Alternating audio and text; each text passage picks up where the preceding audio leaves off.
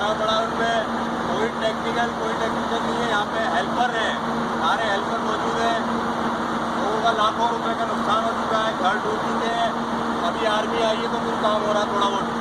ये क्या सोते रहे, क्या करते रहे, तो समझ से बाहर है। इनको बजा जाके बताते रहे कि बारिश की वजह से कोई कुछ कर लो, पर इनको कोई इनके जू नहीं लगी कानों पर।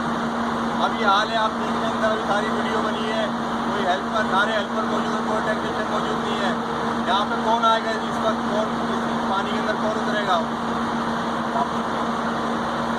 ये जमशेद अली शेख साहब के साथ जो मेरे पीटीआई के रहनुमा है, मैं उनके साथ मौजूद हूँ। मेरी टीम है।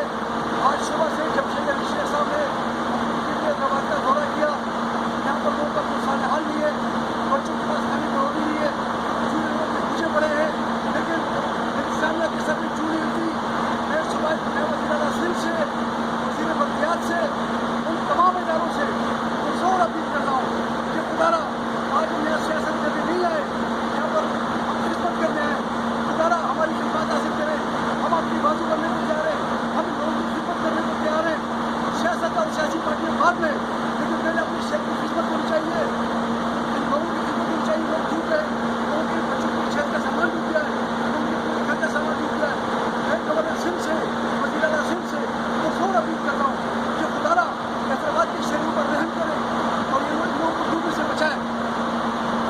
हमने तमाम इदारों से मुसलसल 2 नंबर का हमारे फोकस था, 2 नंबर 11 नंबर मेरली और महपुर, इस तरह भी नशे भी इलाके हमने बार बार इनसे रिक्वेस्ट करते रहे कि ये बढ़ रहे हैं, इनको इनका थोड़ा तवज्जो दें, एमरजेंसी नाफिज करें, पर कोई हमारे काम नहीं आ रहा था। हमने बल्दिया से रब्ता किया, हमने बादशाह से वहाँ रब्ता किया, फिर हमने आर्मी से भी रब्ता किया। तो आज आर्मी आकर खड़ी हो गई है यहाँ पे और मशीनें भी लेकर आ गई है। तो उम्मीद है कि इंशाल्लाह जल्द इसको कर दिया जाएगा। लेकिन जब हम पुकारते रहे मदद के लिए कि मदद कर लो भाई, हमें कोई सियासत नहीं करनी है, एक अवामी इशू है, ये एक अवामी मसला है, इसको हल कर दो। इसमें किसी पार्टी को सियासत नहीं होनी चाहिए। पर ये आप देखें पानी कहाँ खड़ा हुआ है, ये लाखों रुपए का जो लोगों का नुकसान हो गया, इसका कौन अदाला करेगा?